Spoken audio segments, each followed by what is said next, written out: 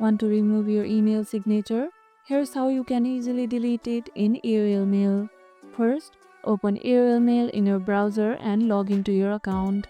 Now, at the top right corner, you can see the settings icon. Tap on it and go to More Settings.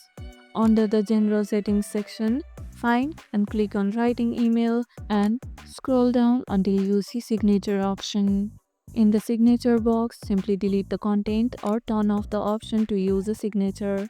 Click Save and you are done. Your emails will no longer include the signature.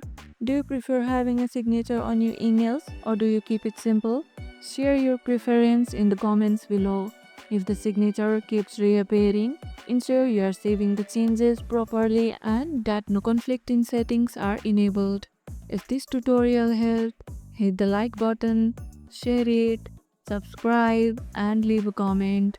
Thanks for watching and I'll see you in the next one.